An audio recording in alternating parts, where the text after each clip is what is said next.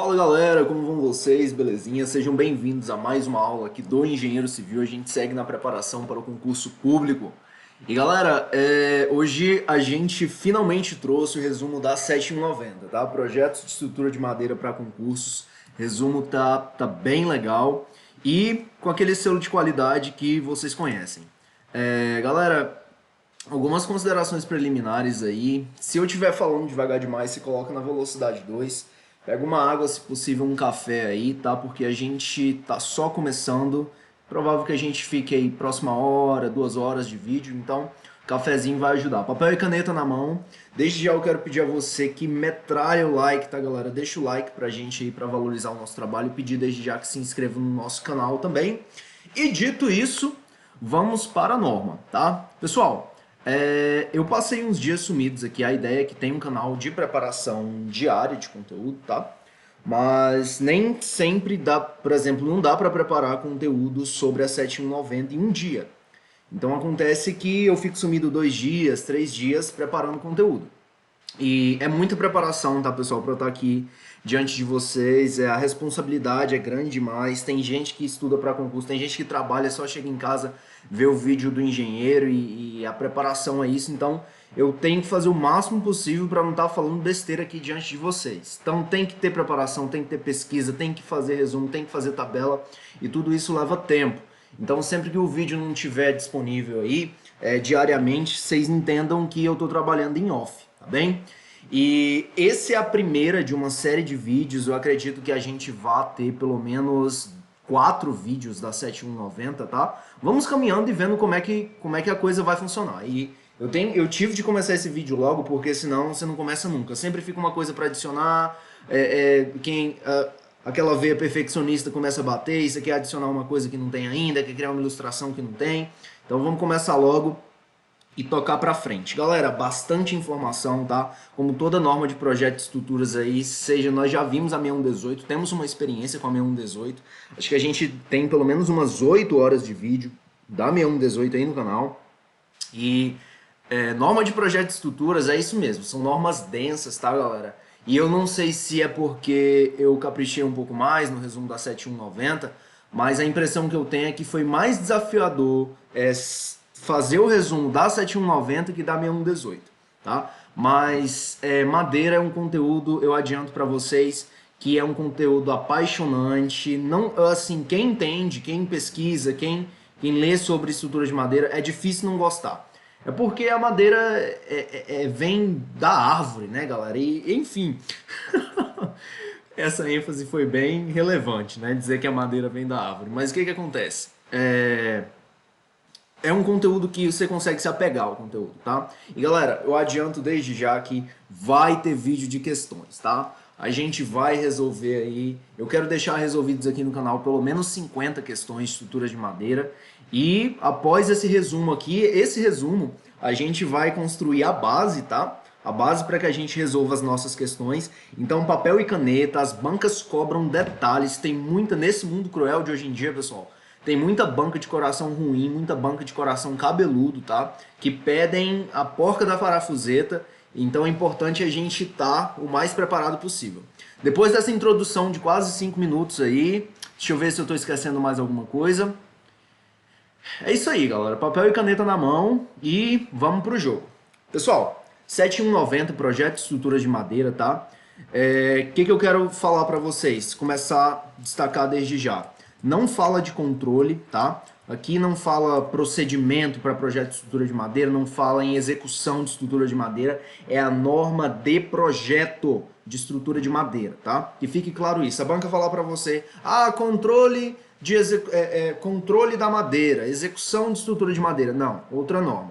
Tem a 8192, se eu não estou enganado, que fala de execução, mas isso é salvo engano, é por alto, entendeu? Eu não sei se eu vou, enfim. Foco. A norma de projeto de estrutura de madeira é a 7190. Dizer que controle da madeira está dentro da 7190 está errado. Dizer que execução de estrutura de madeira está dentro da 7190 está errado. Aqui a gente está falando de projeto, tudo bem? Projeto. Então, que fique claro isso, a gente já vem para a nossa introdução. Pessoal, a madeira é um material extremamente utilizado na construção civil, tá? Você tem desde estruturas provisórias até estruturas definitivas. A gente usa bastante madeira no processo de construção, que são as estruturas provisórias. Então, formas, escoramentos, sarrafos, andaimes de madeira, tá? Réguas, a gente usa a madeira bastante. E em estruturas definitivas, elas fazem parte das esquadrias, batentes, alisares, estruturas para telhado, que são as treliças, as ripas, os caibros que vão constituir a nossa trama, tá? Que é terça, caibro e ripa. E as treliças, que estrutura de suporte para a trama aí, são exemplos. Tanto nas esquadrias, a gente tem esquadrias de madeira, portas de madeira também, claro. Apesar que esquadrias esquadrias é tanto porta como janelas, né? Certo. Pessoal, generalidades. Essa introdução aqui é só para dizer que teve uma introdução mesmo, tá, galera? É um material muito usado na construção civil. Eu estava fazendo uma pesquisa, no Brasil a gente consome 0,11 metro cúbico de madeira por habitante. Então, um consumo interessante, mas não é um consumo que é tão expressivo quando comparado para o concreto, por exemplo. Pessoal, para vocês terem uma ideia, o concreto a gente tem um consumo de 1 metro cúbico por habitante no mundo. É muito concreto. Isso por ano, tá? Por ano. É muito concreto. É muito concreto. Generalidades. Pessoal, são duas principais classes de madeira, tá? As coníferas, que são chamadas madeiras moles, e as dicotiledôneas, que são as madeiras duras. A gente não precisa assustar com esses termos lá da biologia, angiosperma, gimnosperma, dicotiledônia.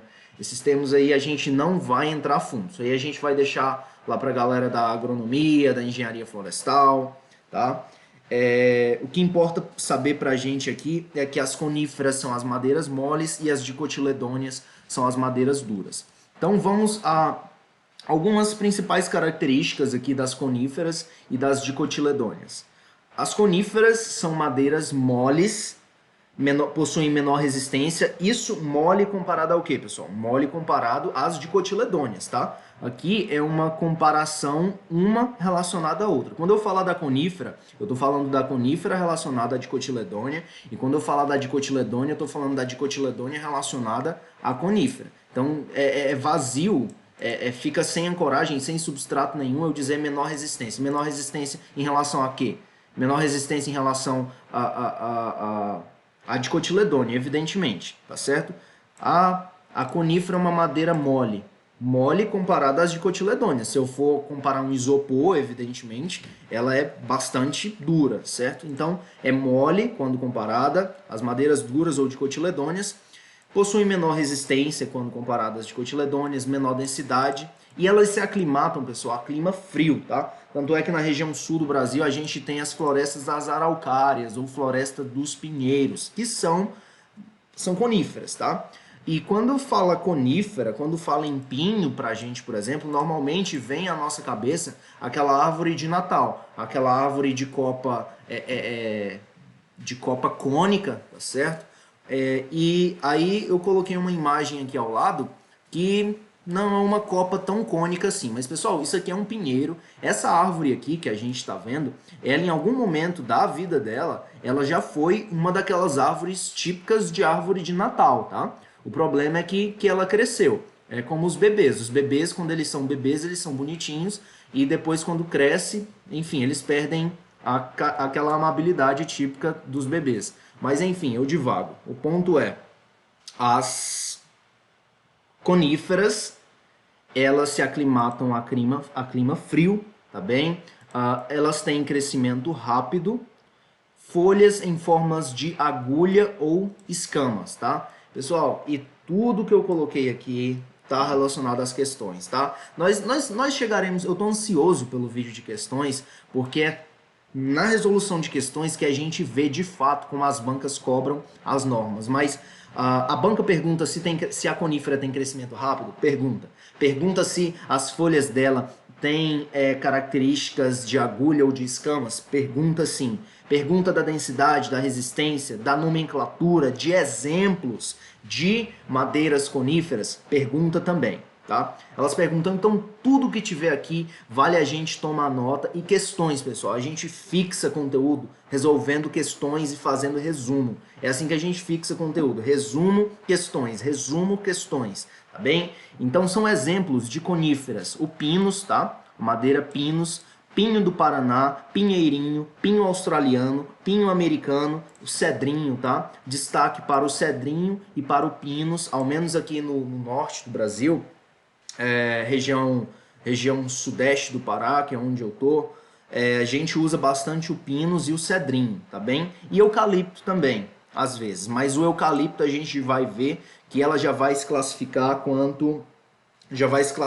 uma dicotiledônia.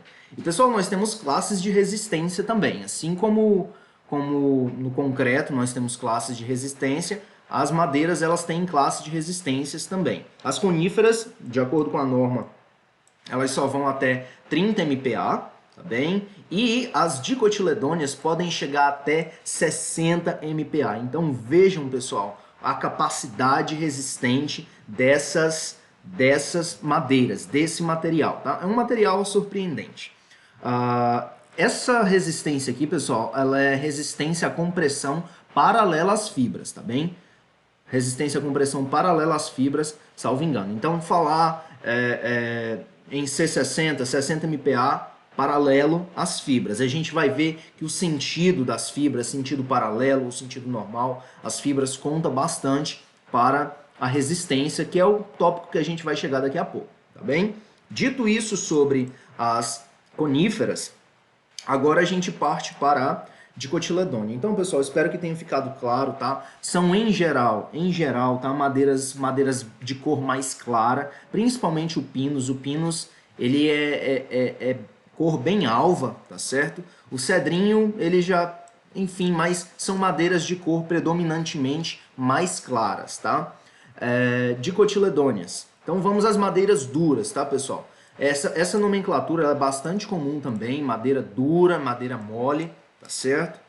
E são madeiras de maior resistência, maior densidade, portanto, colocando em termos genéricos, madeiras mais pesadas, entendido? Maior densidade, se aclimatam a clima quente. Então, aqui no sudeste do Pará, a gente tem bastante espécies, eu vou fazer referência a isso quanto aos exemplos, mas se aclimatam bem em clima quente, possuem crescimento lento, tá? Então, para que você tenha uma árvore de tronco de uma boa espessura, quando eu falo boa espessura, 30, 40 centímetros, tá? Que já pode ser mandado para a serraria ou maior, você vai ter um período aí de 20 anos, 25 anos, 30 anos, tá? Talvez até mais, a depender da espessura de tronco que você quer, do raio de tronco, diâmetro de tronco que seja.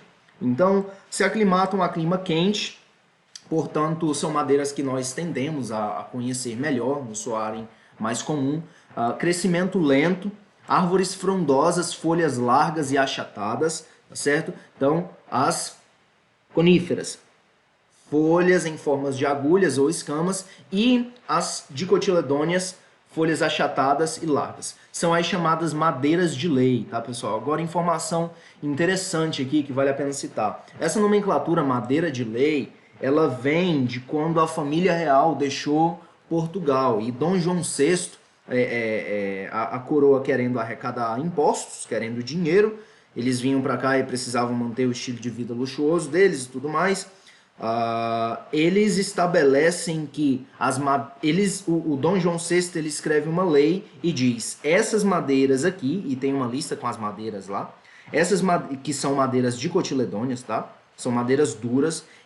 A coroa diz o seguinte, fala, ó, essas madeiras aqui, só a coroa que vai poder comercializar, tá? Então eles monopolizam o comércio das madeiras boas, as madeiras dicotiledôneas, madeiras de resistência, eles monopolizam para que pudessem arrecadar, tá certo? Então, nessa lei tem uma lista de madeiras lá, e daí serem chamadas madeiras de lei, tá? Então, o engenheiro civil também é cultura, tá, pessoal? Aí, quando você estiver na obra lá, se você quiser surpreender alguém, Tá bem? Fazendo um parênteses aqui, tá, pessoal? Se você quiser surpreender alguém lá, você fala assim, você sabe por que é chamado madeira de lei? Aí você fala, não, foi o rei e tal, quando veio de Portugal, Dom João VI, escreveu uma lei. Certo, pessoal, brincadeiras à parte, vamos dar seguimento, daí ser chamado madeira de lei, tá bem? São exemplos o angico, o aroeira, o jatobá, o pau amarelo, peroba rosa, os eucaliptos, tá? Lembrar que os eucaliptos, eles são classificados também como dicotiledôneas. Massaranduba, pessoal, quanto à grafia de Massaranduba, eu encontrei com SS e com C cedilha, tá? Aqui eu escrevi com C cedilha, mas eu já encontrei também Massaranduba. Eu não sei se está certo, não é o nosso foco aqui. O mogno, o cedro, tá, pessoal? São madeiras dicotiledôneas. Madeiras que apresentam melhor resistência. E aqui nós temos um tronco cerrado, tá certo? Essa porção branca da madeira, pessoal, ela é chamada de alburno, tá? Alburno, e a porção central é cerne, e o núcleo do cerne, o centro do cerne aqui, é chamado de medula. Só se a gente for ser bem específico aqui, tá? Isso aqui é válido tanto para as coníferas quanto para as dicotiledôneas. Tanto as coníferas quanto as dicotiledôneas, elas têm alburno e têm cerne. Então a parte branca da madeira, essa parte que com o passar do tempo tende a se degradar mais rapidamente, ela é chamada de alburno. Fica registrado aí essa terminologia porque a banca pode perguntar. Certo, pessoal, essas são as generalidades aí, as classificações mais básicas para a madeira. E agora a gente vai falar de algumas propriedades, bem rapidamente. Pessoal, o que nós estamos fazendo aqui? Estamos conhecendo o material e as propriedades dos materiais com os quais nós vamos projetar a nossa estrutura. Então, assim, não adianta você querer projetar a estrutura de concreto se você não conhece o concreto, as propriedades dele. Não adianta você querer projetar estruturas de aço se você não conhece o aço e as propriedades dele. Então, assim, essa parte é boring, é entediante. Não, não é. O que a gente está fazendo é conhecendo o nosso material, como ele se comporta, quais as características dele, do que ele depende, tá bem? Então, uma parte necessária, sim, e uma parte que as bancas abordam em peso, como veremos. É um material biodegradável, um material orgânico, né? É um ser vivo, nossa madeirinha, antes de ser serrada. E como ela é orgânica, ela é biodegradável, tá? Biovida, gente, enfim, biovida e degradável pode ser degradado por seres vivos. Então, fungos, cupins, eles podem atacar a nossa madeira e a gente não quer isso. A gente não quer cupim atacando a nossa estrutura, a gente não quer fungo atacando a nossa estrutura, porque vai gerar uma perda de seção, vai gerar uma mudança na coloração. Então, uma perda de seção afeta as propriedades mecânicas da nossa peça, uma mudança de coloração é um prejuízo estético para a nossa peça. Então, nós teremos uma seção que vem logo nos tópicos seguintes, que vai falar dos tratamentos da madeira. A gente vai tratar a nossa madeira para que a gente resolva essa questão da biodegradabilidade dela, entendido? A madeira é um bom isolante térmico e um bom isolante acústico também, tá, pessoal? Acústico. Bom isolante térmico e bom isolante acústico, e a gente vai descobrir logo o porquê. Ela possui boa resistência mecânica, tração, compressão, flexão, de modo geral, tá? Aqui é de modo geral, e a gente pode dizer que ela possui boa resistência mecânica. É um material anisotrópico ou ortotrópico. Isso aqui vale tomar nota demais, tá? O que quer dizer, pessoal, um material anisotrópico? E esse ortotrópico é um sinônimo de anisotrópico. Então, se a banca falar em ortotrópico para você, você não precisa desesperar fazendo a sua prova, ela está falando de anisotropia.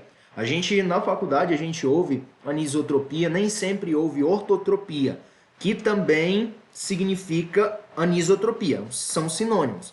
Então, toma nota que anisotropia é igual a ortotropia, porque a banca ela pode surgir com esse termo para confundir você.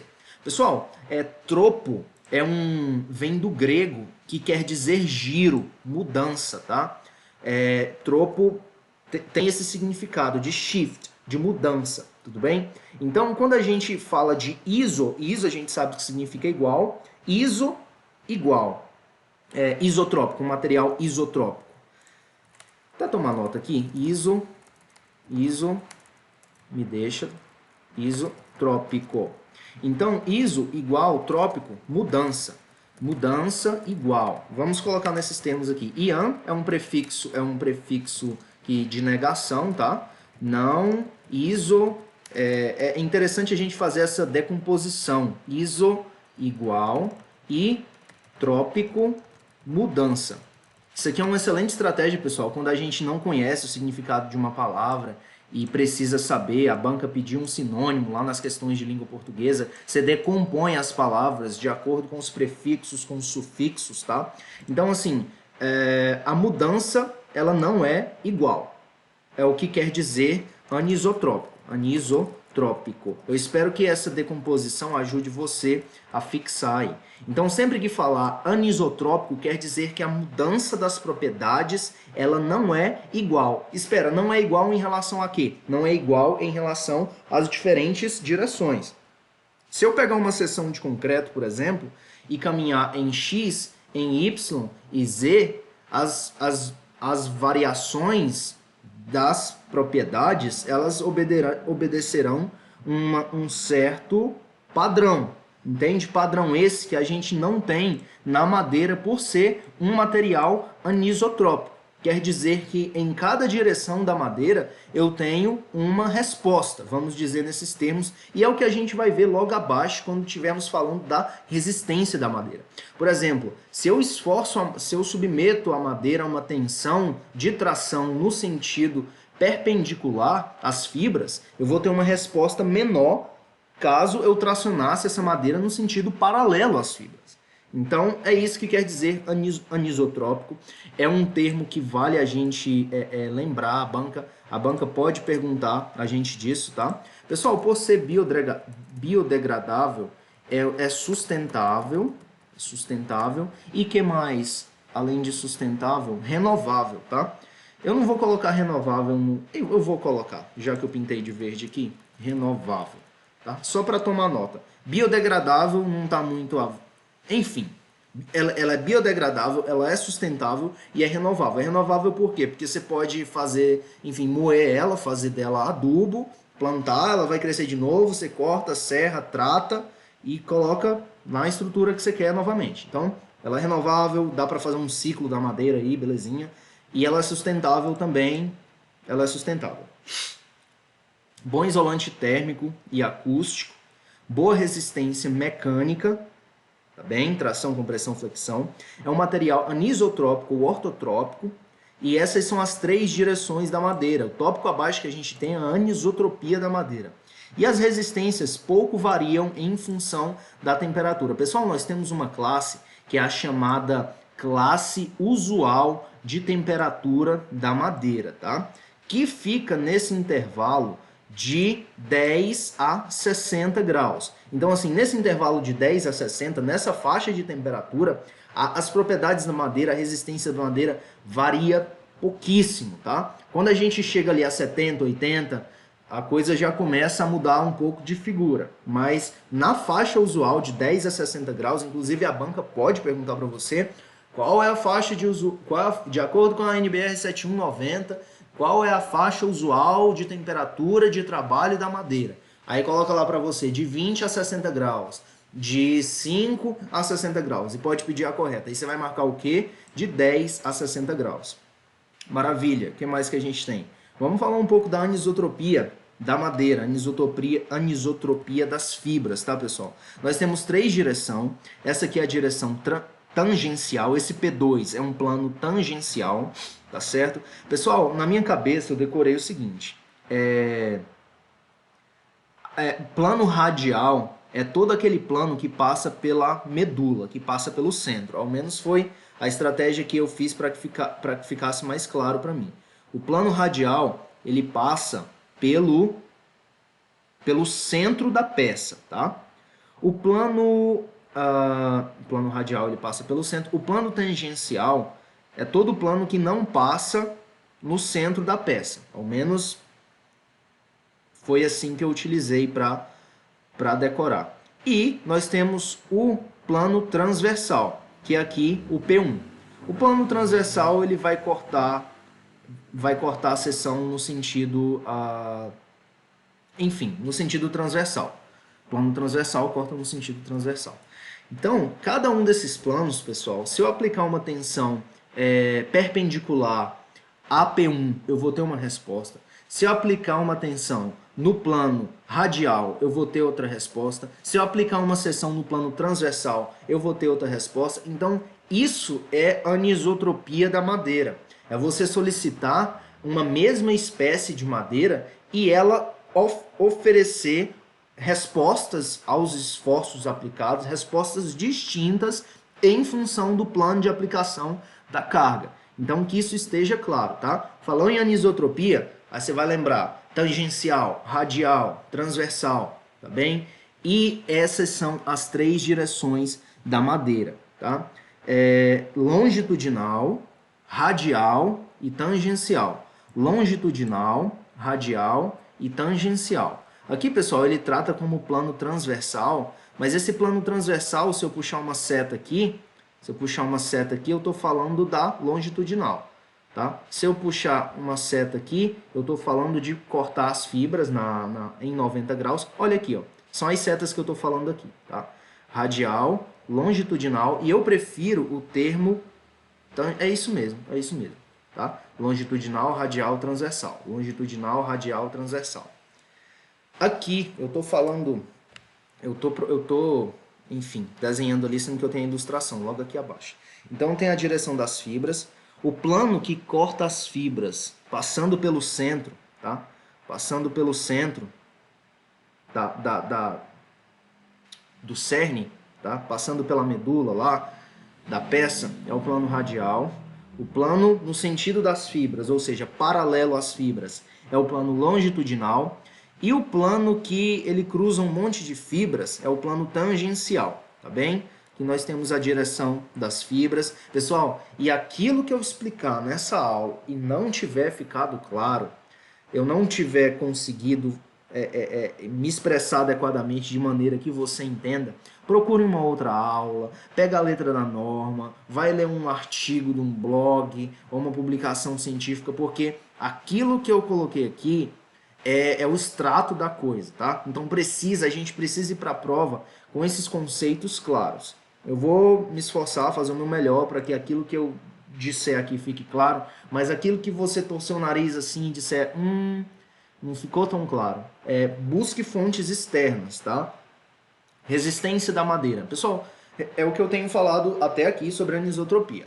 A resistência, ela depende do esforço solicitante, tração, compressão, isso até mesmo no concreto. Se eu tiver esforço de tração, tem uma resistência, se eu tiver compressão, tem outra. Então, natural que varia também na madeira. Porém, o que não acontece no concreto e acontece na madeira é a direção do esforço. Tá?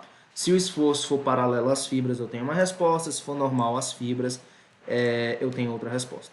Pessoal, a gente já vai começar a inserir uma nova não, a gente já vai começar a tratar com a terminologia da norma, tá? Paralelo às fibras é 0 graus em relação às fibras, e normal, como era de se esperar, é 90 graus em relação às fibras. Então, que isso aqui, essa associação, esteja tão sólida como o aço, tá? Que paralelo é 0 graus e que normal é 90 graus. Por quê? Porque nós vamos lançar mão de índices, tá? Eu vou deixar paralelo em azul e normal não fixou. Enfim, pincel de formatação. Eu vou deixar paralelo em azul e vou deixar normal em vermelho. Eita! Tá bem? São 3 as principais direções da madeira, radial, longitudinal e tangencial. Entendido? E vamos avançar. Resistência à compressão.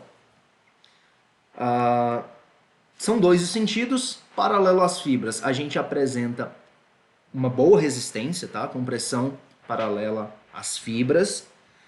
Inclusive, Inclusive, dá para dizer que há classes de resistência. Classes de resistência. A tabela, estou procurando a tabela com as classes de resistência, pessoal. São essas aqui, ó. Classes, certo. É isso mesmo, é isso mesmo. Ótimo. Que bom que eu não falei besteira. O que acontece, pessoal? Esse C20 e C30 é a resistência à compressão paralela às fibras, tá? Resistência à compressão paralela às fibras. C20, 20 MPa, resistência à compressão paralela às fibras. Então, quando eu falo de uma madeira C60, por exemplo, quer dizer que comprimindo ela dessa forma aqui, ela vai apresentar 60 MPa de resistência, o que é muita coisa, tá? 60 MPa são 600 kg força por centímetro quadrado. Salvo engano, são 600 kg força por centímetro quadrado. É só fazer a conversão de unidade. Porém, eu não tenho uma resposta tão boa se eu comprimir no sentido normal as fibras, 90 graus as fibras, porque em lugar de ter a resposta das fibras, as fibras elas vão esmagar. Elas serão esmagadas pelo esforço, tá? Pelo esforço. E resistência à tração. A gente viu a compressão, vimos que a madeira ela apresenta uma resistência à compressão paralela às fibras superior à resistência à compressão normal às fibras, tá certo? Outra coisa que nós vimos, que a gente vai ver agora, resistência à tração. Novamente, no sentido paralelo às fibras, a tensão é maior. No sentido perpendicular às fibras, a tensão não, a resistência é menor. Tá, pessoal? De modo geral, sempre, de modo geral, a resistência no sentido paralelo às fibras, a resposta sempre será maior, tá? A resistência, de modo geral, é maior quando paralela às fibras. Perpendicular, a gente já começa a ter rasgamento, já começa a ter separação das fibras, já começa a ter esmagamento das fibras, tá bem? Então, ou a fibra rasga, ou a fibra separa, ou a fibra esmaga. A fibra, como, enfim, a fibra, quando o esforço é aplicado no sentido longitudinal dela, aí sim ela responde bem, tá? Resistência ao cisalhamento. Então, a gente está fazendo um passeio pelos esforços aqui. Falamos de compressão, falamos de tração, e agora a gente está falando de cisalhamento. Força perpendicular às fibras. Apresenta alta resistência. Tá?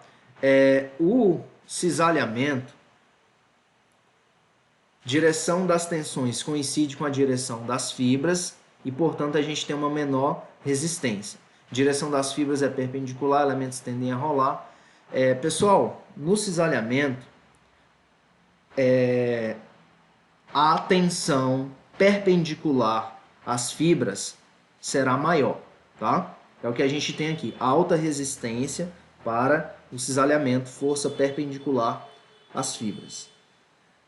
E em geral a gente tem o seguinte, a resistência à tração é maior que a resistência à compressão, isso aí já foi dito. Resistência à compressão paralela às fibras é maior que a resistência à compressão normal às fibras. Isso aqui já foi dito também. É meio que a síntese, tá? E resistência à flexão. Vamos falar um pouco da resistência à flexão e essa é uma parte extremamente interessante. Quando se tem uma peça de madeira submetida à flexão, a parte superior ela tende a formar ela tende a falhar primeiro, a entrar em estado de limite primeiro que a tração. Por quê? Porque a resistência da madeira ela é de 2 a 3 vezes maior na tração do que a compressão. Tá bem? É maior a resistência à tração da madeira. E eu vou mostrar, pessoal, alguns vídeos para vocês aqui agora que vai destacar algo interessante nesse sentido. O que acontece? A peça ela deve ser dimensionada para que ela sempre apresente os sinais de ruptura na parte comprimida, tá? E eu vou explicar para vocês o seguinte, porque se a peça rompe por tração, aqui abaixo, a gente vai ter uma ruptura repentina, tá? Então a gente deve buscar sempre no dimensionamento que as fibras comprimidas, elas rompam primeiro que as fibras de tração. E é justamente nesse ensaio aqui. O som é alto, tá? É um estalo forte, então cuidado do outro lado aí. Vai vendo. Olha só. Isso aqui é uma peça sendo ensaiada a flexão, tá bem? 2 cargas concentradas e ela tá biapoiada e a carga está aumentando. Vamos ver o comportamento dessa peça.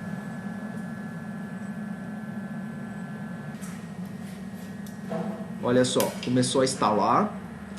Comentário, pessoal. O legal da madeira é que ela estala antes de romper, tá? Você vai ouvir uma série de estalos. O que são esses estalos? Esses estalos serão o cisalhamento aqui, tá? Esses estalos será esse fenômeno aqui, ó, tá bem? De descolamento das fibras. As fibras vão começar a se separar. Então, assim, a nossa viga de concreto, se dimensionada lá no domínio 2 e 3, com as características de ductilidade, a gente vai ver o aço escoando, o aço se deformando, não é isso? E é dessa maneira que ela vai avisar pra gente que ela está entrando em estado de ELU. E na madeira, o ELU, ele vai ser caracterizado por esses estalos, tá? A madeira, ela estala antes de romper. Então, se você tiver em algum lugar, ouviu a coisa estalar, é de se preocupar.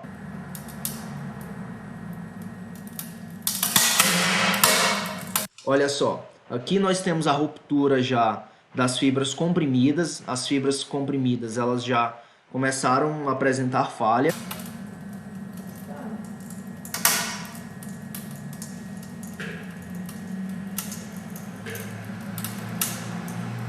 E o carregamento segue. Aí já vai imaginando a curva de tensão deformação.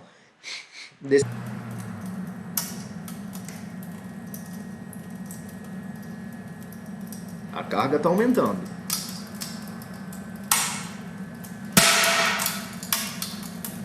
Bora, minha filha, rompe. Vejam a capacidade de carga desse material, pessoal. Mesmo com um nó aqui, ó, o nó é um defeito. Então aí a gente tem finalmente a ruptura, tá certo? Esse é um dos vídeos que eu quero mostrar. Então, pessoal, nós devemos buscar no dimensionamento essa condição em que vai acontecer o colapso. Primeiro, isso para elementos sob esforços de flexão, tá? Devemos buscar que primeiro as fibras superiores aí, elas apresentem essa falha. Por quê? Porque se o que acontecer primeiro for as fibras de tração romperem aqui abaixo, vai ser repentino, tá? Veja só. A gente não quer que a estrutura aconteça isso aqui de cara, porque seria uma ruptura frágil. E veremos que a madeira é um material elastofrágil, sim, mas isso é o que a gente não quer. A gente quer primeiro esses avisos aqui. Essa aqui ela rompeu certinho. Ela avisou acima. Agora deixe-me mostrar esse outro cenário aqui para vocês. São 4 ensaios, tá? Que eu separo. Veja só. Essa aqui, ela também está sob flexão, ela está biapoiada, só que em lugar de 2 cargas eu tenho apenas uma.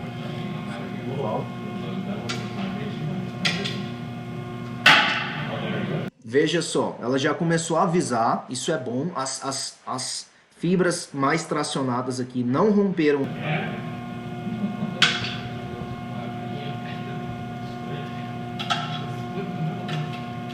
Tem uma grande capacidade de carga o material. Isso aqui é uma dicotiledônia, tá? Madeira dura, madeira de alta resistência.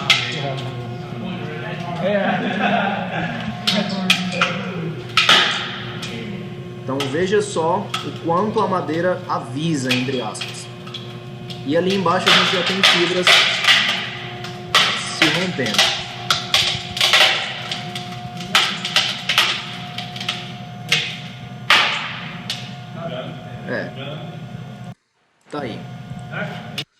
Então essa aqui ela avisou também antes de ser aquele estalo repentino embaixo. E eu vou mostrar as outras duas para vocês. Esses outros dois exemplos, pessoal, são casos em que não houve a ruptura das fibras por compressão. Já foi direto para a ruptura das fibras tracionadas abaixo. Vejam só. E cuidado para não saltar da cadeira aí, porque o estalo é alto, tá? So those could be some individual fibers going, but generally we're transferring load pretty much.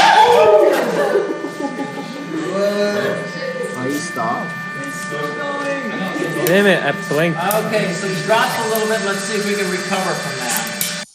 Certo. Esse, ela não fraturou em cima, já fraturou... Fraturar é um termo para material frágil. Mas enfim, aconteceu embaixo, primeiro que em cima, tá? E aqui a gente tem esse outro vídeo em que também é uma ruptura frágil, tá? Você tem só o estalo. Pá! E é o que eu vou mostrar aqui agora se meu Word responder. Bora, meu filho, responde. Acho que está carregando. Deixa eu clicar de novo. Oba. Se não responder, eu copio o link e colo. Vai ter que copiar e colar mesmo. Vamos dar uma olhada nesse outro aqui, pessoal. Ou é a minha internet que não está ajudando? É a minha internet que não está respondendo. Segundo aí, pessoal. Se não responder, a gente volta para a aula e checa depois. Tá? E é o que a gente vai fazer. Deixa isso aí. Se a gente ouvir madeira estalando, a gente volta aqui e vê o vídeo. Que mais?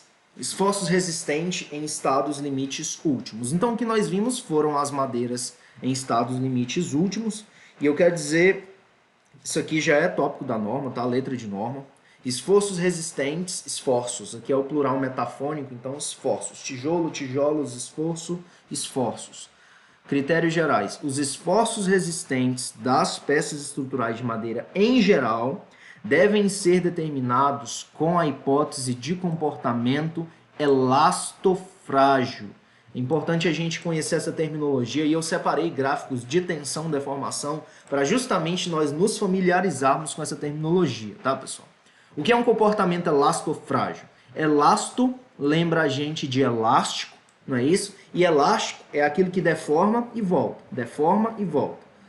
E aqui nós temos um comportamento elástico linear. Elástico linear. Pessoal, eu vou abrir bem aqui um parênteses. Elástico. Elástico. Plástico. Dúctil e frágil. Pessoal, elástico é aquilo que deforma e volta, tá? Em termos bem grosseiros aqui. E professores de resistência dos materiais não me ouçam neste momento, tá? Mas elástico deforma e volta. O plástico, ele deforma e não volta, tá? O plástico deforma e não volta. O dúctil, ele deforma muito. A gente pode dizer assim, em termos bem grosseiros, tá? Professores de resistência dos materiais, não me julguem. Deforma muito e o frágil deforma pouco, tá? Deforma pouco. O dúctil e o frágil diz respeito à ruptura. Ruptura. É como se fossem estilos de ruptura, tá? E pessoal, o que eu tô falando, o que eu tô colocando aqui é em termos bem grosseiros, tá bem? Então, quando a gente tem um material elastofrágil, inclusive vou até colocar bem aqui, elastofrágil. O que a gente tem é um material elástico, ou seja, ele deforma e volta, tá? Ele deforma e volta, e é frágil porque ele deforma pouco. Não é que ele não deforma, ele deforma, mas ele deforma pouco antes da ruptura. Então aqui eu tenho uns diagramas de tensão e deformação para a gente analisar. Olha só, Tensão, deformação. Conforme eu aplico a tensão, o material deforma. E aqui eu tenho um regime linear, tá certo? De tensão, deformação. Então, nesse regime aqui, eu poderia dizer que é um material elástico linear. Aqui, a mesma coisa, elástico linear. E aqui já é um material, e vejam o quanto avança a deformação. A deformação chega até aqui, ó, no material A e no material B. Porém, no material C, a deformação chega só até esse ponto. Ou seja, os materiais A e B, eles deformam mais que o material C. E o que isso implica? Implica que o material A e B são materiais dúcteis, tá? Porque eles deformam muito antes de romper. E o material C, ele é um material frágil, porque ele deforma pouco antes de romper. Nos casos A, B e C, que eu copiei de uma apostila lá da Faculdade de Engenharia Civil de Campinas, o material A, ele é... Quem é? Ah tá, não tem nome. Ah tá. Enfim, aqui, pessoal, acho que vai ser aço, ferro fundido e concreto, tá? Aço, aqui é o aço mesmo. Aqui a gente tem até a fase do hardening, que é um ganho de resistência, tá bem? Esse aqui é o diagrama de tensão e deformação do concreto. Esse aqui é o... concreto não, perdão, pessoal. Aço carbono, tá? Aço. Esse aqui é o diagrama de tensão e deformação do aço. Esse aqui é o diagrama de tensão e deformação do ferro fundido. E esse aqui é o diagrama de tensão e deformação do concreto. Como vidro. Uhum. Vale a pena dar uma lida nessa imagem que eu separei aqui, tá? Pessoal, eu não consegui nenhum diagrama da tensão e deformação da madeira, mas vale a pena dar uma lembrada, uma revisada nisso aqui, ler esse conteúdo aqui, tá bem? Então, o que que importa saber daqui? Que de modo geral, tá bem? Em geral, a madeira, esforços resistentes em peças estruturais de madeira devem ser determinados com a hipótese do comportamento elastofrágil.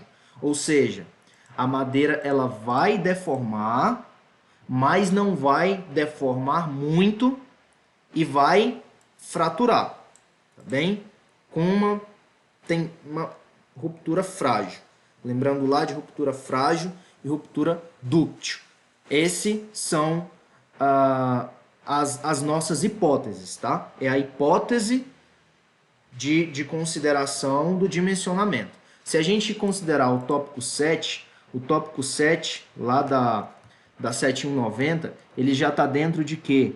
Ele já está dentro da parte de dimensionamento, tá? Então a nossa hipótese geral de dimensionamento para a madeira é que ela é um material... Finalmente o vídeo quis abrir, parece.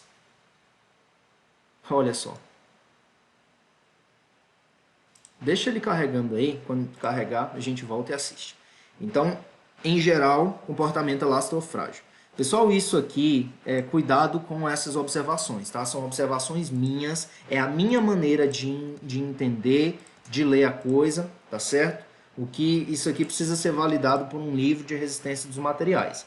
É só a título aí de...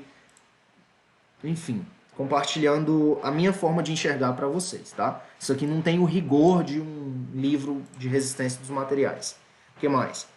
Nas peças estruturais submetidas a flexo-compressão... Faltou a crase aqui. Opa. Nas peças estruturais submetidas a flexo-compressão, que é flexão e compressão, naturalmente, os esforços resistentes podem ser calculados com a hipótese de comportamento elastoplástico. Então, qual é o geral?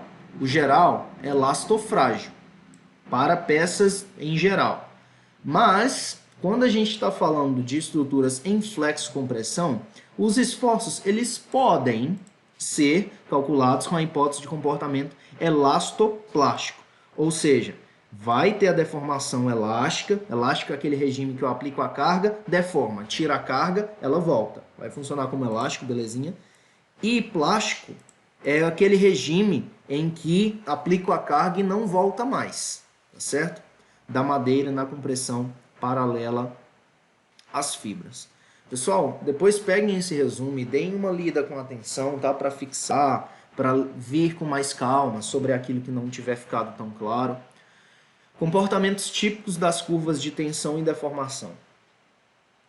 Então aqui são curvas de tensão e deformação genéricas, tá? Que é um material dúctil, um patamar de escoamento. Isso aqui é a cara do aço, é a cara do diagrama de tensão e deformação do aço. Aqui nós temos ferro fundido, é parecido com isso aqui, que é o que a gente viu, o B. Ferro fundido tem um pouco dessa cara. E aqui é um material não linear, não é uma reta a relação de deformação e tensão dele. E o material frágil é aquele material que ele suporta, ele deforma pouco e já fraturou. Tá bem? Você nota que ele não avança aqui no eixo X. Maravilha.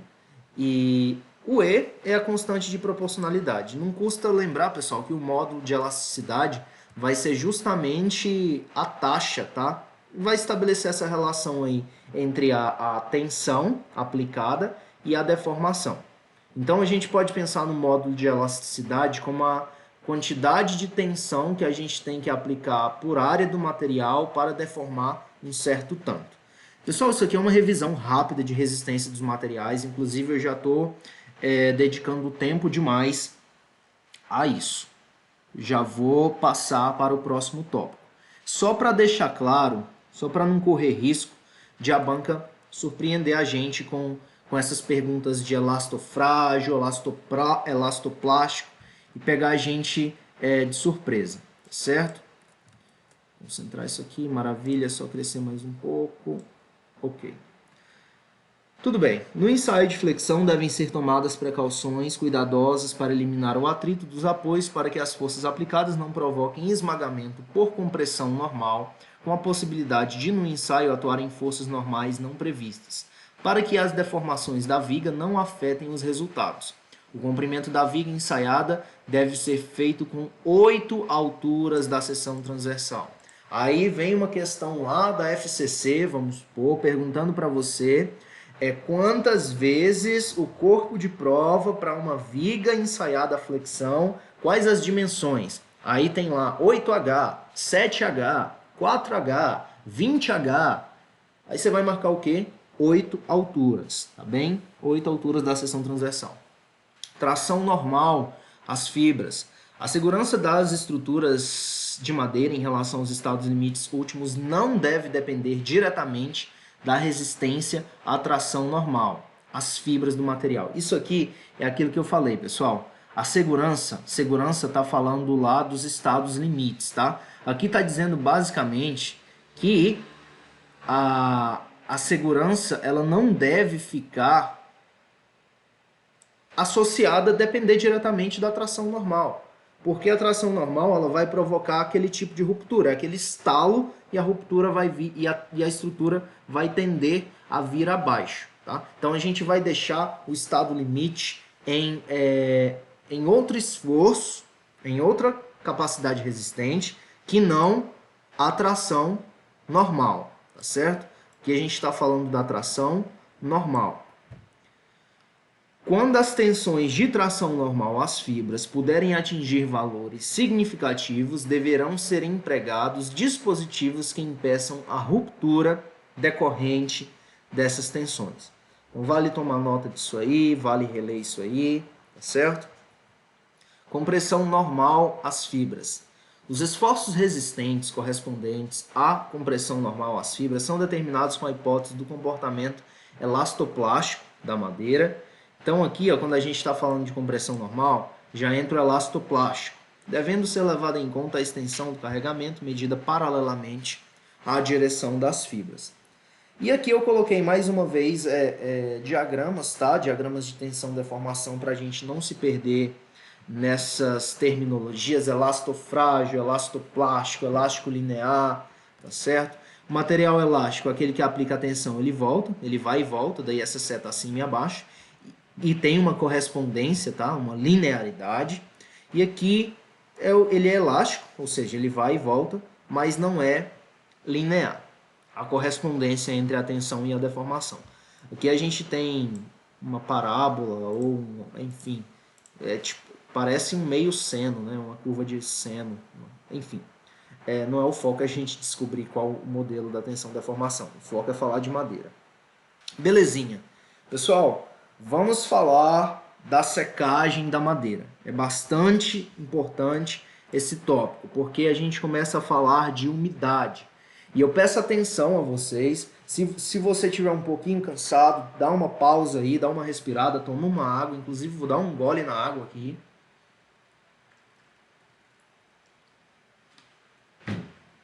O que acontece?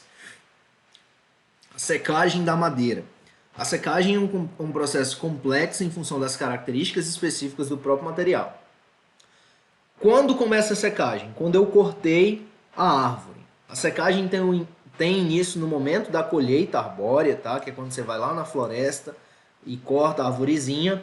Quando os teores de umidade costumam assumir valores maiores do que 100% na base seca. Algumas espécies podem chegar até a 130%. Aí você fala assim, como assim, Thales? Uma árvore ela pode ter mais água do que própria madeira? Exatamente. Eu posso ter, por exemplo, uma tora que ela pese 100 quilos e, na verdade, que ela pese 230 quilos, aliás. A tora ela pesa 230 quilos, 100 quilogramas daquela tora é madeira. É madeira fibra vegetal mesmo, entendem? Estrutura de madeira. E os outros 130 quilos sejam simplesmente água. Isso se deve à estrutura, à microestrutura da madeira, tá? Veja só, isso aqui são vazios que podem ser preenchidos por água. E notem que se todos esses vazios estiverem preenchidos, todas essas cavidades celulares estiverem preenchidas, eu vou ter mais água que madeira. Então daí fazer sentido uma umidade de 130%. Para compreender os mecanismos de secagem da madeira, é necessário entender as duas formas como a água se distribui no seu interior. E é o que a gente vai ver agora. Lembrando que há duas formas da água se distribuir no interior da madeira. É a água livre e a água de impregnação. Inclusive, se você quiser tomar nota disso, toma nota aí. As duas formas de água na madeira são água livre e água de impregnação. Após a colheita da árvore, a madeira vai perdendo água livre para o meio ambiente, até que o lúmen, que é a cavidade das células, fique completamente vazio. Situação conhecida como ponto de saturação das fibras. PSF ou só PS, tá, pessoal? Pode ser chamado só de PS ou PS, que é o ponto de saturação. PSF não é posto de saúde da família, é ponto de saturação das fibras. Esse ponto de saturação ocorre entre 25% e 30% de umidade. Thales, você já viu banca pedindo qual é o ponto de saturação das fibras? Já sim, tá, pessoal? Eles pedem esse intervalo, 25% e 30%. Se colocar 25%, tá errado? Não, não tá, tá dentro da faixa. Se colocar 30%, tá errado? Não, não tá, tá dentro da faixa. A secagem da madeira busca o equilíbrio de umidade com o meio ambiente durante esse período. Atropelei o ponto. A secagem da madeira busca o equilíbrio de umidade com o meio ambiente. Maravilha. Durante esse período de perda de água livre, a madeira não apresenta qualquer tipo de variação dimensional. Pessoal, tudo isso que eu estou falando em texto aqui, a gente vai ver em imagens logo abaixo, tá? Logo abaixo. Então, o que acontece? Enquanto estiver perdendo água livre, problema nenhum. A madeira mantém as dimensões dela. Mas a partir do momento que começou a perder água de impregnação, aí sim eu vou ter uma variação dimensional. Vem comigo aqui, me acompanha, olha só. Formas da água, nós vimos que tem duas, não é isso? Água livre ou capilar, que se encontra nas cavidades celulares. Como é que é o nome disso aqui também, pessoal? Lúmens, tá? Lúmen, aliás. Lúmen é a cavidade celular, o vazio, tá? Da madeira. Se encontra nas cavidades celulares e durante o processo de secagem é a primeira a ser extraída da madeira. A quantidade desta depende basicamente da densidade da madeira, portanto, de volume relativo em função da espécie em questão. Quanto maior a densidade da madeira, menos vazios eu vou ter, menor a cavidade celular. Então é possível que uma madeira muito densa ela tenha umidade de 130% na base seca é improvável. Por quê? Porque as cavidades celulares serão menores, entendido? Essa aqui, pessoal, é a estrutura básica da madeira, tá? A gente precisa ter isso aqui claro, principalmente quando a gente for falar de umidade. É importante isso aqui estar claro. Vamos lá. Madeira é a forma de... Entendido. A umidade de equilíbrio da madeira se situa na faixa de aproximadamente 1/5 da umidade relativa do ar. Aqui nós estamos falando da umidade de equilíbrio, tá bem? Umidade de equilíbrio da madeira. É já que eu vou fazer uma ressalva nesse respeito. Ou seja, a madeira se equilibra quando estiver a esta proporção. A umidade de equilíbrio da madeira terá variações dependendo da região em que se encontrar. Pessoal, seguinte. O centro-oeste brasileiro é mais seco que o norte brasileiro, tá certo? Suponhamos que no norte nós tenhamos uma umidade de 75%, tá? Suponhamos que no norte nós tenhamos uma umidade relativa do ar de 75%. 1/5 de 75% é 15, tá certo? Então no norte, no meu exemplo, na situação em que a umidade do norte é 75%, 1/5 de 75 é 15. Então, a umidade de equilíbrio de uma determinada madeira, a umidade de equilíbrio da madeira no norte, dentro desse regime de 75, como eu falei, vai ser 15. Mas no centro-oeste, Goiânia, Brasília, enfim, locais mais secos, suponhamos que a umidade relativa do ar lá seja 60. 1/5 de 60 é 12.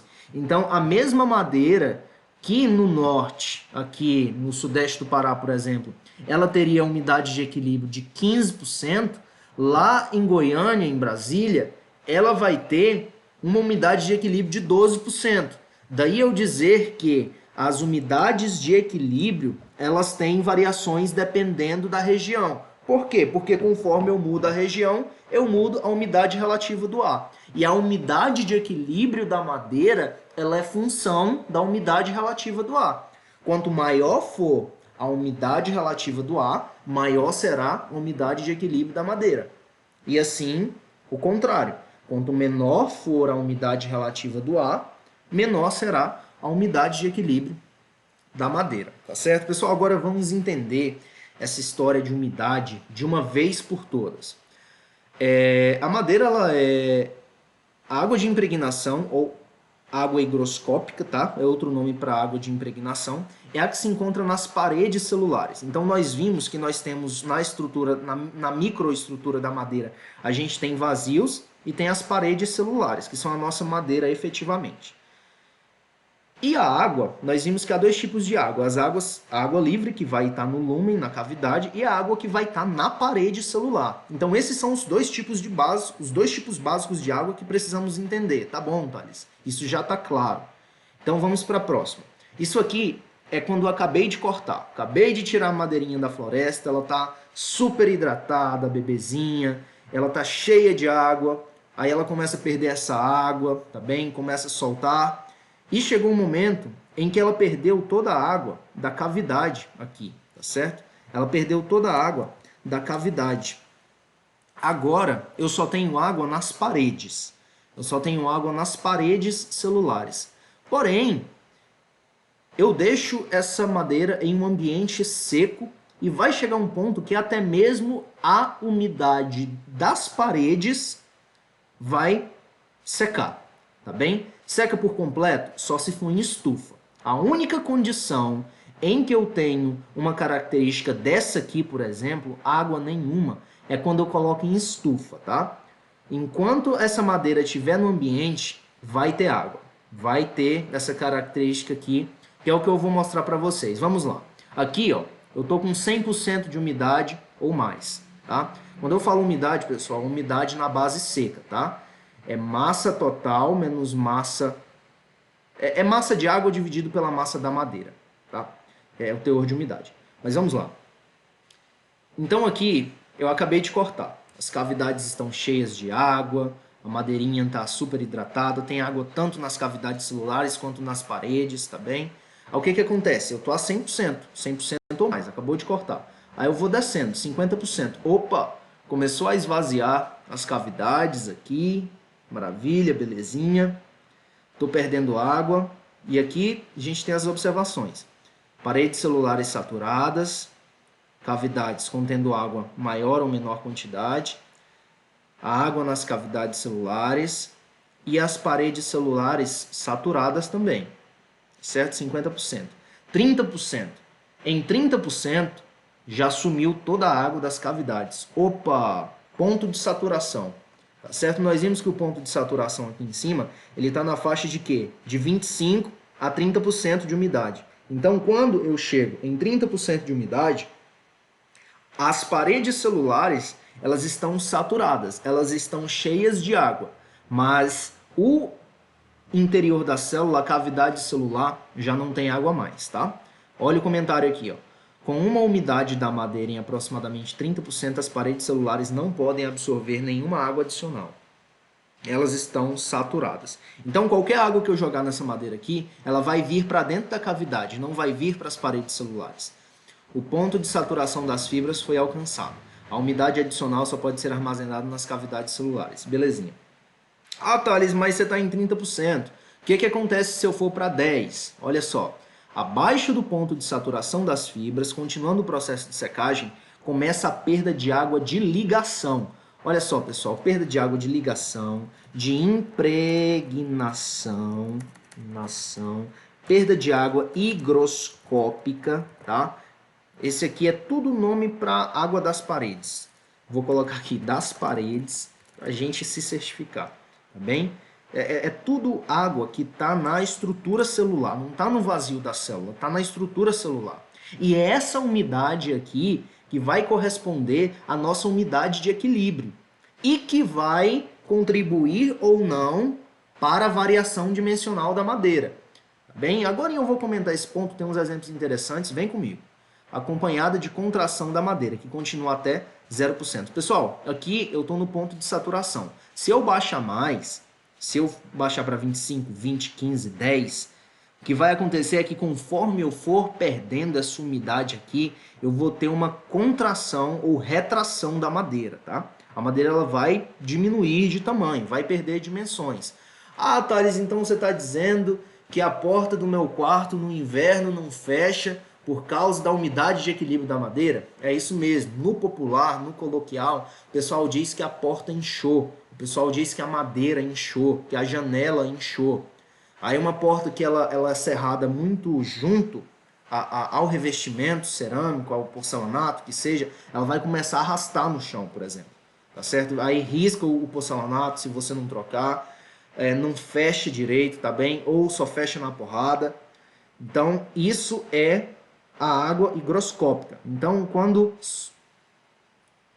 a sua avó falar, ah, filha, a porta não está fechando. Aí você fala assim, não, vó, é água de impregnação das paredes celulares da estrutura da madeira da porta. Ela vai falar, ah, entendi, agora está explicado. Tá bem? Basta a madeira ser colocada em um ambiente de maior umidade relativa para que o processo se reverta. Então, do mesmo jeito que o ambiente tendo umidade relativa do ar absorve, no ambiente seco, a madeira vai ceder água para o ambiente, vai se livrar da água, tá? Isso é água do ar, tá, pessoal? Partículas, vapor, partículas d'água no ar. Trata-se de um processo dinâmico, ou seja, ele é constante, ele vai e volta, ele acontece, enfim. Troca de moléculas de água entre a madeira e o meio ambiente até atingir um ponto de equilíbrio. Maravilha. Pode-se dizer que a umidade de equilíbrio da madeira corresponde a 20%. Esse 20% aqui é o mesmo 1/5, tá? Que a gente falou agora há pouco. Colocando em outros termos, olha só. Umidade de equilíbrio é igual a umidade relativa dividido por 5. Umidade de equilíbrio é umidade de equilíbrio, enfim. Umidade relativa do ar. Uma peça de madeira colocada num ambiente com 60% de umidade relativa, no equilíbrio, terá um teor de umidade aproximadamente 60 por 5, que corresponde a 12%. Maravilha, eu vou fazer um comentário sobre isso aqui depois, tá? Quando a norma considera... esse aqui é o comentário. Isso aqui já é um grifo meu. Quando a norma considera a condição padrão de umidade 12% para a madeira, está considerando uma umidade relativa do ar de 60%. tá? Nós veremos, pessoal, que para a norma, a umidade de equilíbrio da madeira, a condição padrão para dimensionamento, a condição padrão para o cálculo do peso próprio será 12%. Então, quando a norma diz que a umidade de equilíbrio é 12%, o que ela está dizendo para a gente? Ela está falando para que a gente assuma a umidade relativa do ar ambiente como 60%, tá certo? Porque a umidade de equilíbrio é 1/5. Anyways, Thales, eu estou a 30%, mas se eu continuar baixando, se eu baixar para 10%, o que vai acontecer? Se eu baixar para 10%, vou continuar perdendo água de impregnação da estrutura celular. Com umidade de madeira 10%, a água se encontra somente nas paredes celulares. A água em paredes celulares é chamada de água de impregnação, isso aí a gente já viu. Aí tá, pessoal. Qual a diferença da água livre para a água de impregnação? Espero que já tenha ficado claro até aqui, mas caso não, a água livre ela fica contida nas cavidades das células, ela vem da seiva elaborada, pode ser retirada com relativa facilidade no processo de secagem. Circula livremente sem afetar a madeira. Thales, você está dizendo que a água livre circula? Circula sim. Isso aqui, pessoal, eu não sei se são microcanais, mas aqui, ó, nessa estrutura, por exemplo, nesse arranjo, a gente consegue ver os microcanais, tá? Então, a água que está nessa cavidade aqui, ela pode vir para a cavidade de baixo. A água que está... Vocês entendem? Há uma intercomunicação via esses canalículos. É como se fosse aqueles... lá da disciplina de geologia de engenharia, é como se fosse aqueles aquíferos... É como se fosse aqueles aquíferos fraturados, tá? Aquíferos de rocha fraturada. Tem esses canalículos aqui, tá bem? Que mais? Que mais? Maravilha, isso aqui eu já passei. Tá. Então a água circula livremente e não afeta a madeira. E a água de impregnação? Ela fica na parede da célula, na parede da madeira mesmo, tá, pessoal? Pessoal, e o que é a madeira? A madeira, ela é celulose. Celulose e aminita. Tem uma outra proteína. Enfim, é celulose, tá? Qual o nome da outra? Aminina. Celulose e aminina, acho que é isso. Celulose e aminina. São as proteínas... Não é menina. Enfim, proteínas da célula vegetal. São duas principais, tá, pessoal? Vamos ver se a gente acha aqui celulose e... Porque a banca ela pode muito bem perguntar isso pra gente. Enfim, eu vou consultar os universitários e... E depois a gente checa, tá? Depois a gente checa. Tudo bem. Isso aqui... pessoal, permita-me mostrar o vídeo aqui de uma ruptura frágil também. Sem muito aviso. Cuidado porque o estalo é alto, tá? Cuidado para não se assustar do outro lado aí. Lá vai. É uma prensa manual aqui, tá?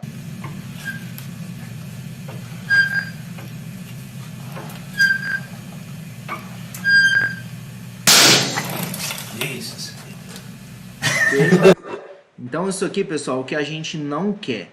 A gente quer que ela sinalize, enfim, tá? Isso aqui é uma ruptura...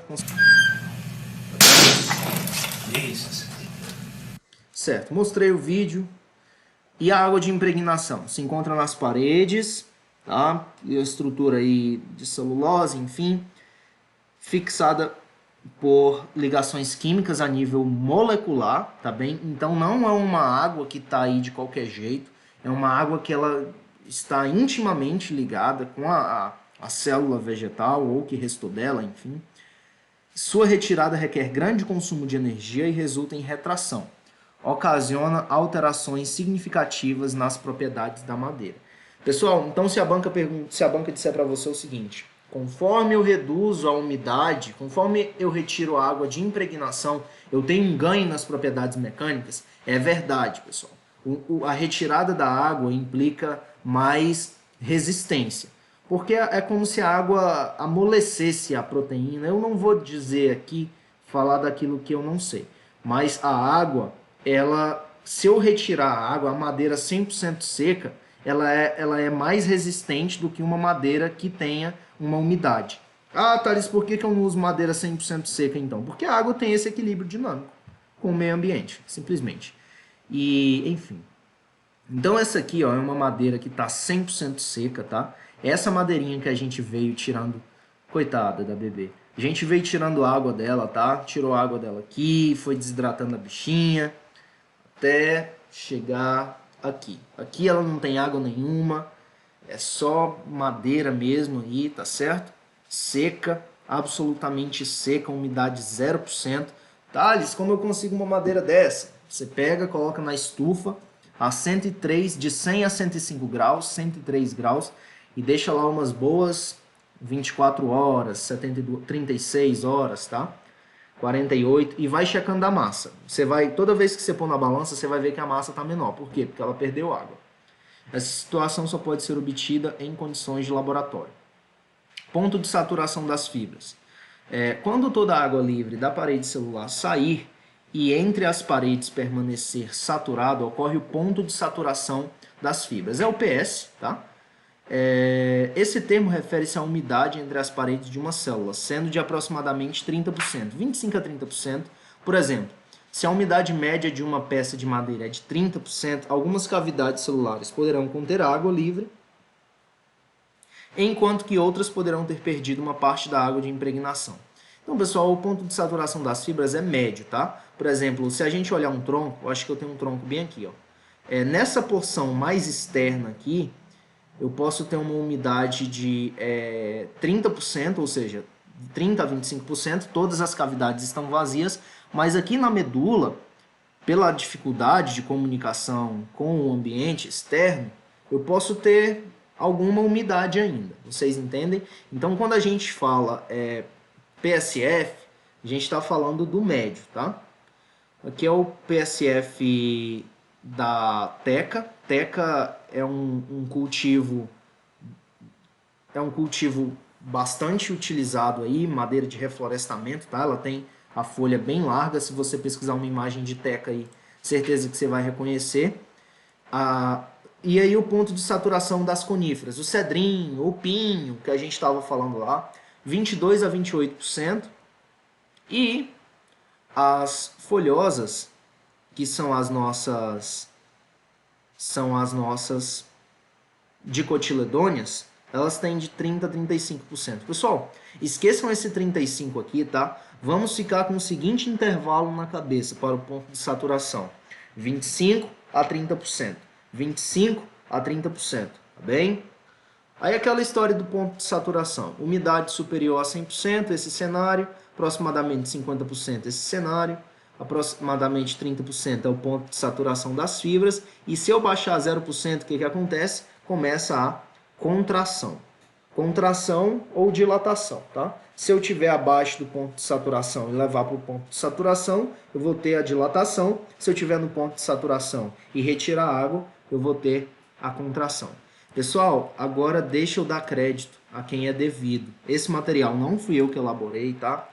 Esse material aqui, ele é de um vídeo que tá aí no YouTube sobre propriedades da madeira. Um negócio assim, esqueci o nome do rapaz. Isso aqui eu copiei de alguma apostila, de algum livro, tá? Essas imagens são tiradas da internet. Isso aqui é uma maçaranduba. Isso aqui é um pinho do Paraná, tá? Pinho do Paraná, maçaranduba. Isso aqui eu acho que é um eucalipto, é uma teca, que tem um cerne e o alburno. O que mais que eu preciso dar crédito? Essa imagem eu não sei de onde eu tirei, isso aqui eu não lembro também. Isso aqui é dos slides do vídeo do rapaz. Isso aqui é diagrama de tensão da formação lá da Unicamp.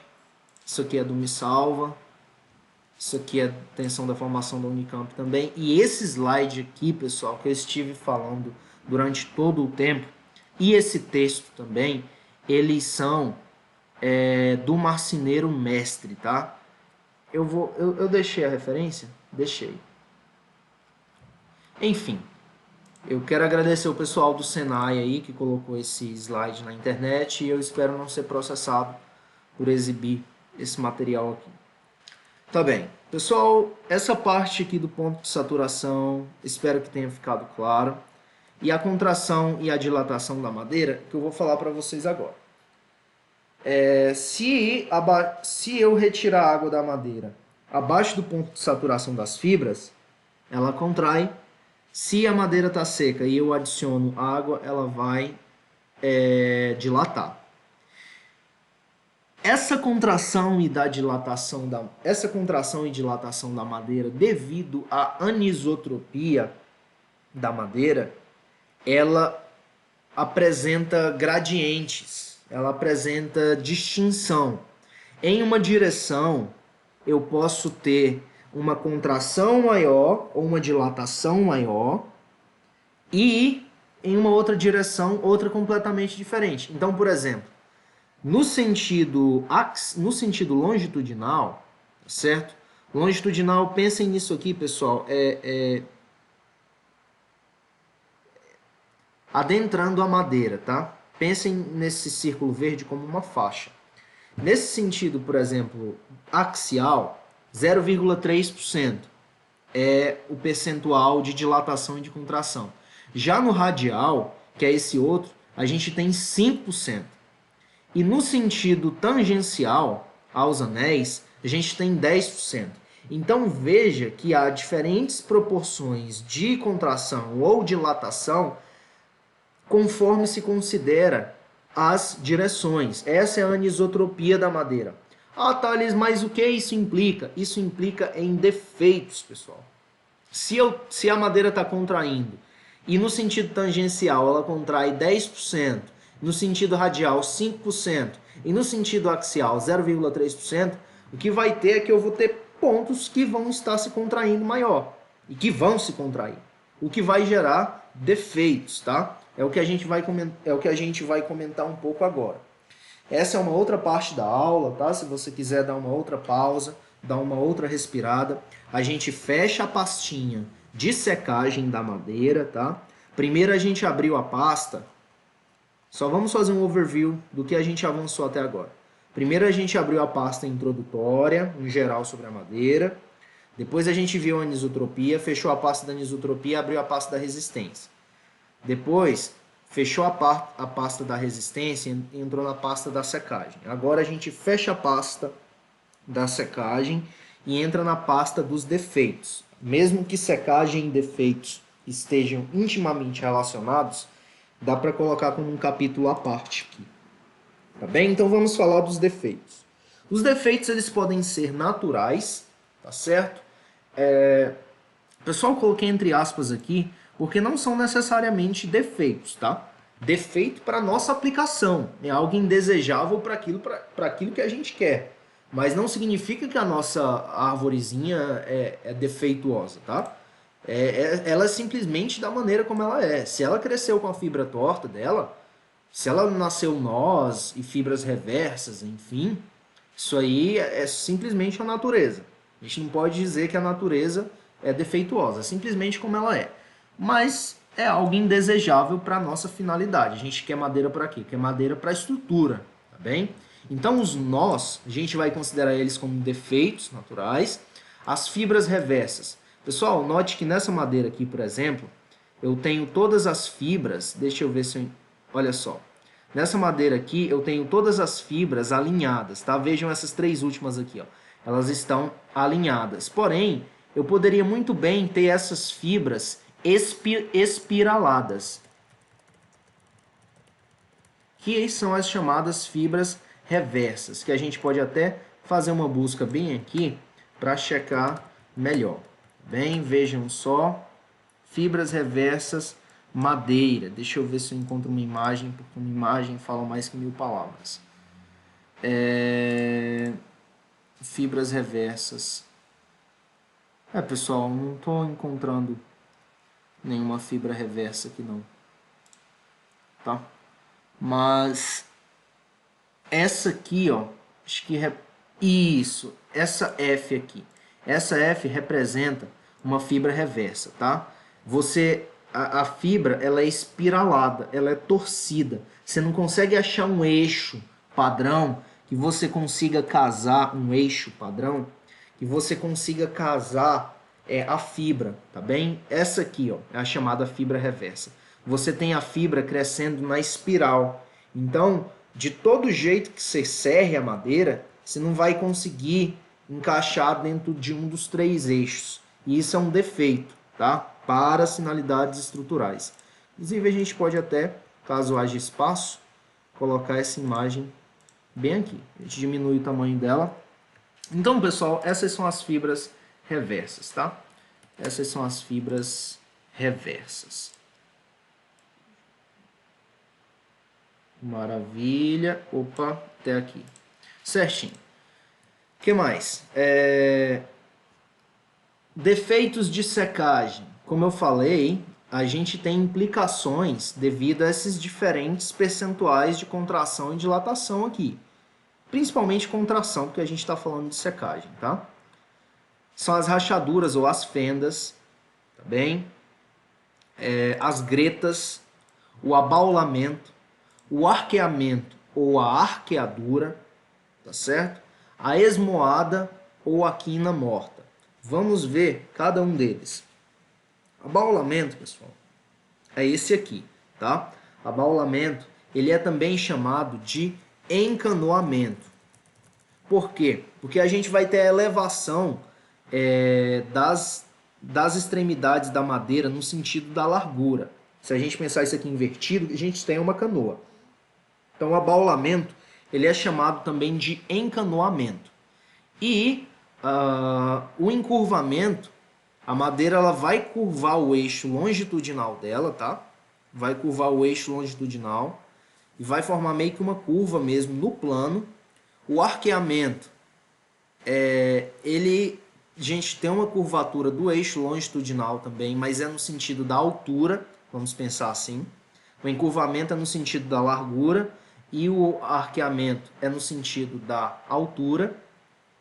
O torcimento, o nome já diz muito, e o encurvamento completo, a gente tem esse aspecto aqui, vai se tornar um S aí, tá? Defeitos provenientes da secagem são naturais e esperados, rachaduras, torções diversas, porém, se a madeira for corretamente seca, serão mínimos. É necessário saber que mesmo depois de seca, a madeira apresentará indícios de contração e dilatação, e para assim prevenir os problemas futuros com métodos de construção que leve este trabalho em conta. Então aqui a gente tem os aspectos aí, tá? Da madeira. São diferentes partes. Medula é o centro. Aí as tábuas medulares. Classificações das tábuas, como eu falei, isso aqui é um slide de um curso de marceneiro-chefe. Aí tem esses aspectos aí. Mas pra gente, é interessante que a gente saiba disso também, mas pra gente os defeitos de secagem é o que a gente vai absorver daqui. Então aqui novamente, arqueadura, tá bem? Arqueadura, arqueamento. Pessoal, notem que aqui, arqueamento no sentido da altura está marcado como... Não, mas é isso mesmo, Arqueadura, encurvamento. Encurvamento, encurvadura, isso aqui corresponde. E arqueamento, arqueadura, corresponde. Pessoal, cuidado para não confundir, tá? Cuidado para não confundir, porque está um pouco confuso. Como essa peça está deitada, e essa peça está em pé, e essa peça está em pé, e essa peça está deitada, está um pouco confuso se você comparar os dois. Mas não confunda. A encurvadura é o eixo longitudinal curvando no sentido da largura, tá bem? E a arqueadura é o eixo longitudinal curvando no sentido da altura. Então, cuidado para não confundir, porque essas duas imagens, elas independentes, elas fazem sentido. Mas quando colocadas juntas, eu nem tinha me atentado a isso. Elas ficam um pouco confusas, tá? Anyways, aqui a gente tem o encurvamento. Agora, essas outras duas já se comunicam melhor. Essa de cima e essa daqui. arqueamento, encurvamento, encanoamento. Olha só, aqui ó, a gente já tem chamando de encanoamento, mas aqui como é chamado? Chamado de abaulamento. Então, o encanoamento ou abaulamento, tá bem? Os defeitos: rachaduras, arqueamento, encurvamento, colapso, encanoamento, torcimento, fendas anelares. Olha só, pessoal, como o coeficiente de contração no sentido radial ele é maior, tá certo? A gente vai ter esses fenômenos aqui. Pessoal, esses defeitos eles decorrem dos diferentes gradientes aí de contração da madeira, tá?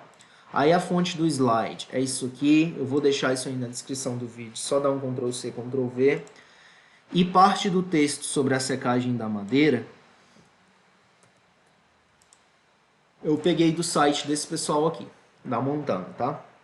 Ah, Thales, como é que eu faço então para prevenir os defeitos da secagem da madeira? A gente vai proceder uma secagem controlada, tá? Vai colocar ela sobre esses estrados para que não haja o arqueamento ou encurvamento. Vai cobrir para não ter uma incidência solar direta, para ela não rachar, tá certo? É aqui o que a gente tem, elas empilhadinhas, veja só, separadas aqui, ó, por essas estruturas. Isso aqui é a secagem. Esse eucalipto aqui, ele já está tratado e ele está com gang nail. Essa basezinha aqui, para prevenir o rachamento, é chamada de gang nail. Então, ele está secando, mas ele já foi tratado, ele já está com gang nail, ele pode ficar de boas aí, ele pode ficar numa boa nessa secagem porque ele já foi tratado. Mas não é a situação ideal para uma madeira que acabou de ser cortada, tá? Ou serrada. Isso aqui é uma situação desejável, é a cura controlada e a maturação da madeira. A maturação da madeira. Então você molha de vez em quando, você deixa na estufa, tá? Esse aqui é um contexto legal de secagem da madeira. Secagem controlada na agri-estufa. Veja quantos metros cúbicos de madeira aqui, pessoal. Muita madeira mesmo. Outra imagem. Agri-estufa. Aqui você tem a umidade controlada, a madeira vai cedendo umidade. Não é um processo repentino, então não vai apresentar tantos defeitos de secagem. Pessoal, eu vou gravar tratamento e vou encerrar o vídeo, tá? E o outro conteúdo vai ficar para a parte 2. Tratamento são só essas duas páginas aqui. Depois a gente já vai entrar na parte da norma. Isso aqui é norma? Tudo que eu falei aqui é norma. Porém, a gente estava conhecendo o nosso material, tá? Estávamos conhecendo e caracterizando o nosso material, que é extremamente importante também. O que é que vai acontecer no vídeo 2? No vídeo 2, que a gente vai entrar aqui, a gente já vai começar a trabalhar com o material. Então, até aqui, conhecendo, tá certo? Os tratamentos, propriedades, generalidades, secagem. Aí, mais abaixo, a gente começa a trabalhar com o material mesmo. Tá certo, vamos falar um pouco do tratamento. Nós vimos que a madeira é um material biodegradável. E como material biodegradável, a gente não quer que venham os agentes biológicos ou o próprio ambiente e degrade a nossa madeira. Então a gente vai fazer um tratamento com ela. Esses tratamentos eles são chamados de preservativos, tá bem? Em função das situações de risco de biodeterioração. Biodeterioração, quase um trava-língua essa palavra. Métodos preventivos. A preservação da madeira pode ser feita pela aplicação dos seguintes recursos: pincelamento, principalmente para as dicotiledôneas, tá certo? Pincelamento, pessoal, você pegar um pincel mesmo com uma solução preservante, fechar os poros da madeira ali, tá? Uma proteção superficial, pincelamento. Aspersão, vai aspergir com uma bomba costal daquelas, tá bem? A solução preservante, a pulverização, você vai utilizar de um compressor aí para pintar, é meio que pintar a madeira com um compressor, pulverizar aquela tinta, aquela solução. E imersão, mergulhar, banho quente e frio. Pessoal, o quente e o frio, ele está relacionado à abertura e fechamento dos poros da madeira. É lógico que no quente, numa solução quente, a abertura, a madeira abre os poros. E no frio, ela fecha. Então, o banho quente e frio é um tratamento que vai lançar mão dessa propriedade, vai fazer uso dessa propriedade para melhorar a propriedade da madeira. E a substituição da seiva é colocar dentro dos lúmens, dentro das cavidades celulares, a solução de tratamento, a solução preservante chamada, tá? A solução preservante. Onde tinha seiva, onde circulava seiva, vai estar preenchido por solução preservante. Aí quando o cupim vai tentar roer a madeira, ele sente o gosto ruim da solução, ou a solução é tóxica para ele, tá? E ele morre. Esses são tratamentos para... Isso aqui está na norma, tá no anexo D, tá bem? Os métodos preventivos. Métodos preventivos de tratamento da madeira. E o autoclave. Pessoal, esse aqui é muito comum. Destaque para pincelamento e para autoclave, tá? Autoclave trata muito eucalipto, trata muito teca, trata muito pinos, tá bem? Trata muito. Então, assim, se é recorrente, se é comum, se é usual, pode estar na nossa prova. Pesquisem vídeos, pessoal. Assisti alguns vídeos bastante detalhados, bastante explicativos sobre esse tratamento, tá? Isso aqui é a chamada vagoneta, tá bem? São mini vagões que vão levar as estruturas. Isso aqui é eucalipto, provavelmente vai levar para dentro do autoclave. Isso aí é solução de BCA, que é cromo, cloreto. O que é CCA, meu pai? Cromo, cobre e arsênio. O cromo e o arsênio, eles são tóxicos, tá? Inclusive uma ressalva de utilidade pública que é importante fazer aqui. Como o cromo e o arsênio em líquidos são tóxicos, os seus gases também são tóxicos. Então, se você pega um tronco, uma tora de eucalipto tratada para fazer churrasco, o resultado, meu amigo, é que a sua picanha vai ficar mortal. E não é no sentido de saborosa, não. Vai ser no sentido de que vai matar a sua família mesmo. O pessoal do caixão vai bater na porta querendo fazer a dancinha. Então, o ponto é o seguinte. Madeira que é tratada com cromo, cobre... É cobre mesmo? É cobre. Com solução de CCA, ela é tóxica. Não serve para lenha, tá bem? E é muito comum. É muito comum, principalmente com eucalipto, principalmente com pinos, com eucalipto, com teca também, tá? Você viu madeira verde assim, com aquela cor mais escura, uma cor que não é natural, pode saber que é cromo, cobre e arsênio. Não use para lenha. Autoclave, tá bem? As casas americanas são de pinos, olha só, mesmo sendo uma conífera, apesar que a madeira, o pinus americano, ele tem mais qualidade que o brasileiro. Mas as casas americanas são de pinos. Essa madeira tratada ela não pode ser utilizada para lenha, tá? Em altas pressões, a solução substitui a seiva da madeira. O autoclave vai contribuir para isso. A solução de CCA, ela penetra 100% no pinus. Pinus é o nome da madeira. Penetra 100% no pinus, já no eucalipto, penetra só no alburno. Por quê, pessoal? Porque o eucalipto ela tem uma densidade superior ao pinus. Ou seja, tem mais estruturas celulares que tem maior densidade. Pessoal, o que eu quero dizer? Não influencia nas propriedades mecânicas, apenas faz com que a madeira não apodreça. Então, você tratar a madeira... as propriedades mecânicas, ela não vai ficar mais resistente à compressão, não vai ficar mais resistente à tração. Ela vai ficar mais resistente contra o ataque de fungos, contra o ataque de cupins, tá bem? Mas não influencia nas propriedades mecânicas, apenas faz com que a madeira não apodreça.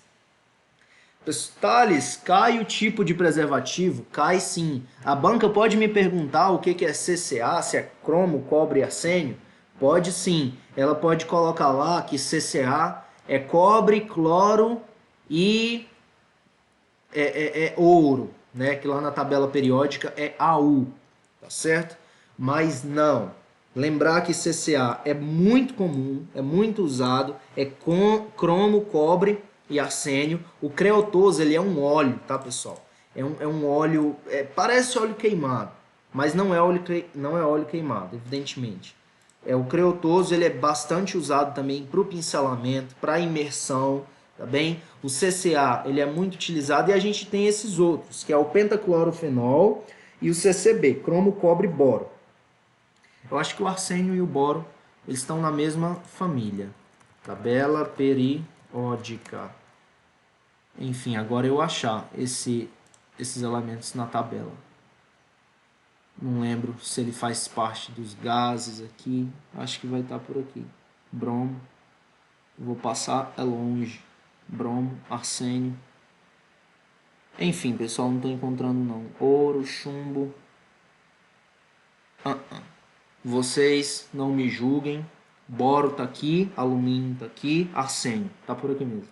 Olha só, arsênio e o boro, 5 e 7. Arsênio e o boro, tá? Então eles vão fazer as ligações deles aí e vão proporcionar o tratamento para madeira, tá bem?